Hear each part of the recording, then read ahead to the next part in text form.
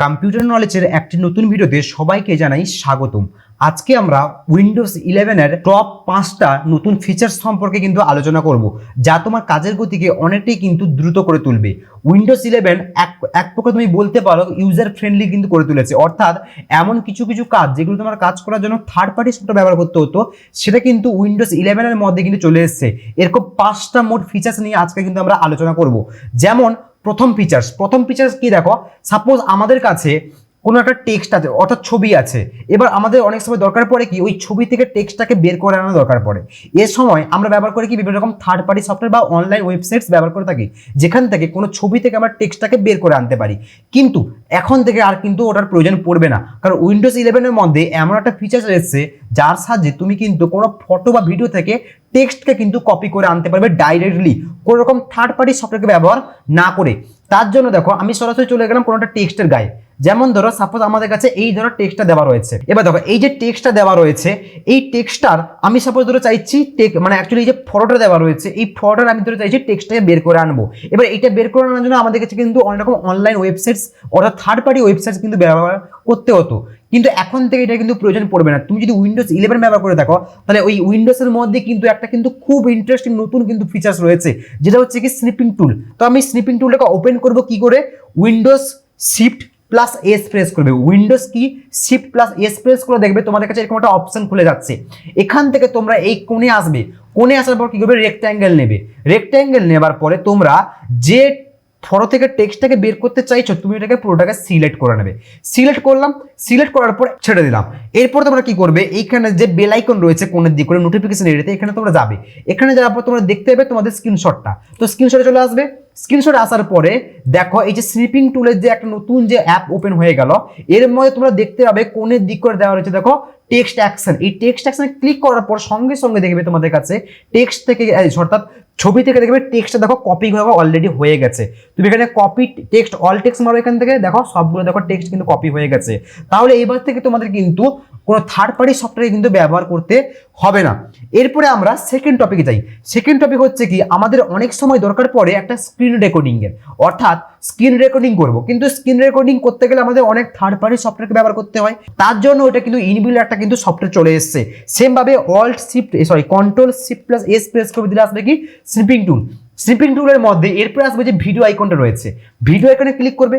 Video আইকনে click করার পর তুমি এখানে একটা স্পেসিফিক এরিয়া বলতে পারো যে আমরা এই স্পেসিফিক এরিয়া ভিডিওটা রেকর্ডিং হবে, আমি দিয়ে দিলাম। দিয়ে দেওয়ার পর এখানে স্টার্টে ক্লিক করব। স্টার্টে ক্লিক করতে পারো, বা তুমি এখানে মাইক্রোফোন চাইলে মাইক্রোফোনটা এখানে কিন্তু অন করতে পারো। এছাড়া তুমি এখানে ক্লিক করে তোমাদের সিস্টেমের যে সাউন্ডটা থাকে ওটা কিন্তু রেকর্ড করতে পারো। আমি কোটাই অন করছি না, স্টার্টে ক্লিক করছি। স্টার্টে ক্লিক করার সঙ্গে সঙ্গে দেখো এটা কিন্তু রেকর্ডিং হওয়া দেখো স্টার্টিং হয়ে গেছে। এবার এই এরিয়ার মধ্যে পুরোটা কিন্তু দেখো রেকর্ডিং এর মধ্যে দেখো হয়ে যাচ্ছে। আমি এটা দেখো স্টপ করলাম এখানে। এবার দেখো আমাদের রেকর্ডিংটা দেখো এখানে দেখো চলেছে অ্যাজ এ স্ক্রিন রেকর্ডিং, ওইটুকু এরিয়ায় দেখো রেকর্ডিং দেখো সুন্দরভাবে দেখো হয়ে গেছে। তো এবার থেকে তোমাদের স্ক্রিন রেকর্ডিং করতে গেলে কিন্তু থার্ড পার্টি সফটওয়্যার তোমাদের কিন্তু ব্যবহার করতে হবে না। তোমরা এখান থেকে কিন্তু কাজটাকে কমপ্লিট প্রপার কিন্তু করতে পারো। এবং আমরা প্রত্যেকেই জানি যে আমাদের অনেক সময় এডিট করতে গেলে কোনো ফটো থেকে তার ব্যাকগ্রাউন্ডকে রিমুভ করতে হয়, কোনো ফটো থেকে ব্যাকগ্রাউন্ডকে রিমুভ করতে হয়। এর জন্য আমরা অনেক সময় অনেক থার্ড পার্টি সফটওয়্যারের কিন্তু ব্যবহার বা হেল্প নিয়ে থাকি। সেই কাজগুলো কিন্তু এখন থেকে কিন্তু শেষ হয়ে গেছে, কারণ উইন্ডোজের মধ্যে পেইন্ট আমরা নিশ্চয়ই প্রত্যেকে জানি কি সেই উইন্ডোজ 11 এর মধ্যে যে পেইন্ট এসছে, সেই পেইন্টের মধ্যে কিন্তু ব্যাকগ্রাউন্ড রিমুভের কিন্তু কাজ হয়ে থাকে। যেমন দেখো পেইন্ট আমি ওপেন করলাম, তুমি দেখতে পাচ্ছ উইন্ডোজ 11 কিন্তু পেইন্টটাকে দেখতে কিন্তু অনেকটাই আকর্ষণীয় চলে এসেছে। এবার আমি এখানে ফাইলে আসলাম, ফাইলে আসার পরে নিউতে আসবো। নিউতে আসার পর বলে ওপেনে আসবো। ওপেনে আসার পর আমি এখান থেকে সাপোজ কোনো একটা পিকচার ধরো এখান থেকে সিলেক্ট করলাম, সাপোজ এই পিকচারে সিলেক্ট করলাম, ওপেন করলাম, দেখো পিকচার দেখো এখানে চলে এসেছে। এবার এই পিকচারটা যদি আমাকে ব্যাকগ্রাউন্ড রিমুভ করতে হয়, তার জন্য আমরা কি করতাম, অনেক রকম কিন্তু অনলাইন ওয়েবসাইটে সাহায্য নিতে হতো। এখন আমরা কি করব, এই যে ব্যাকগ্রাউন্ড রিমুভ বলে অপশন রয়েছে না, এই ব্যাকগ্রাউন্ড রিমুভের উপর আমরা এখানে ক্লিক করব। ক্লিক করার সঙ্গে সঙ্গে দেখো ব্যাকগ্রাউন্ড দেখো ম্যাজিক দেখো রিমুভ হয়ে গেল আমাদের সামনে থেকে, ঠিক আছে। তাহলে তোমরা কোনো ব্যাকগ্রাউন্ডকে রিমুভ করতে গেলে কিন্তু পেইন্টের সাহায্যে কিন্তু খুব ইজিলি ব্যাকগ্রাউন্ডটাকে রিমুভ করতে পারো। এছাড়াও পেইন্ট কিন্তু অনেকটা কিন্তু অ্যাডভান্স হয়ে গেছে, দেখো এখানে লেয়ার্স অপশন চলে এসেছে। অর্থাৎ যেভাবে এডিটিং করতে গেলে লেয়ার্স অপশন থাকে, এখানে কিন্তু লেয়ার্সের সাথে তুমি কিন্তু এডিট করতে পারবে সুন্দরভাবে। এটা গেল আমাদের কাছে কিন্তু থার্ড টপিক। এরপরে আমাদের টপিক হচ্ছে কি ক্লিপবোর্ড। অর্থাৎ আমরা তো এইটুকু জানি যে সাপোজ আমরা আমরা ধরো এখানে ধরো ওয়ার্ডটা সাপোজ ধরো ওপেন করলাম, আমাদের যে ওয়ার্ডটা দেওয়া রয়েছে, এবার এই ওয়ার্ডে সাপোজ ধরো আমাদের ধরো কোনো লেখা ধরো সাপোজ ধরো রয়েছে, আমি R&D পেজে একটা ধরো লেমো রেখে নিলাম, এই লেখাটা রয়েছে।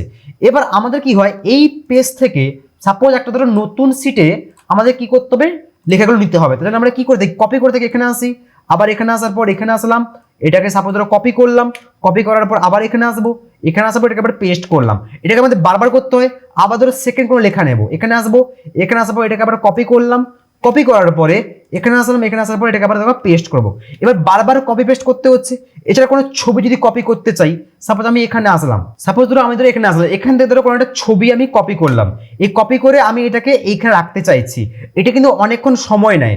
এবার উইন্ডোজ 11 এর মধ্যে একটা অপশন এসেছে কি ক্লিপবোর্ড, ইনবিল্ট ক্লিপবোর্ড, এর সাহায্যে তুমি একাধিক কপি করা তথ্যকে একটা জায়গায় গুছিয়ে রাখতে পারো। অন কি করে করবে, তার জন্য তোমাকে প্রেস করতে হবে কি উইন্ডোজের সঙ্গে ভি, উইন্ডোজের সঙ্গে ভি প্রেস করার সঙ্গে সঙ্গে দেখো ক্লিপবোর্ড ওপেন হয়ে গেছে উইন্ডোজের। এখানে তোমার টার্ন অনকে ক্লিক করে টার্ন অন করে দেবে। এবার দেখো, এবার যদি আমি কোনো জায়গায় জিনিসগুলো কপি করি, সাপোজ আমি এটাকে কপি করলাম, আবার এটাকে কপি করলাম, সাপোজ আমি এখানে আসার পরে কোনো একটা ছবিকে এখানে কপি করলাম, এই ছবিটাকে কপি করলাম, আবার এখানে আসার পরে সাপোজ এটাকে এখান থেকে কপি করলাম, সমস্ত কপি করা তথ্য দেখবে আমাদের ক্লিপবোর্ডে দেখো জমা হয়ে গেছে। এবার আমি উইন্ডোজ প্লাস ভি মারবো, দেখো সমস্ত দেখো এখানে দেখো ক্লিপবোর্ডে দেখো জমা হয়ে গেছে। এবার কি হবে, আমাদের সমস্ত কপি করা তথ্য এখানে চলে এসেছে, যেটা যেটা প্রয়োজন আমরা এখানে নিতে পারি। যেমন এটা দেখো ফটো, এটা দেখো টেক্সট আছে আমাদের কাছে, সাপোজ আমাদের এটা প্রয়োজন, ডবল ক্লিক করলাম দেখো চলে এসেছে। আর উইন্ডোজ প্লাস ভি মারবো, সাপোজ ফটোর প্রয়োজন, ফটো বলে ক্লিক করলাম, দেখো আমাদের কাছে দেখো এখানে ফটো কিন্তু দেখো চলে আসবে। তো এইভাবে কিন্তু আমরা ক্লিপবোর্ডকে ব্যবহার করে কিন্তু অনেক কপি করা তথ্য কিন্তু এক জায়গায় কিন্তু গুছিয়ে রাখতে পারি। এছাড়াও উইন্ডোজের সঙ্গে ভি প্রেস করার পরে আমাদের এখানে কিন্তু আরো কিছু অপশন আছে, যেমন দেখো ইমোজি ব্যবহার করতে গেলে আমাদের কিন্তু মাথা খারাপ হয়েছে যে আমরা উইন্ডোজের মধ্যে ইমোজিকে ব্যবহার করব কি করে।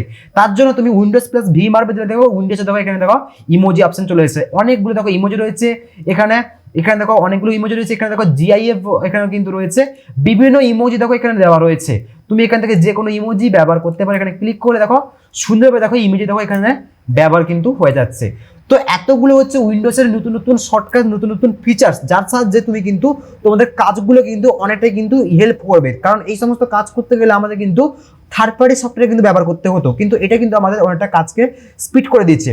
তো এইরকম টাইপের উইন্ডোজে আরো বিভিন্ন রকম শর্টকাট নিয়ে আমরা পরবর্তীকালে আসবো। আজকে ভিডিওটা এইটুকুর জন্য।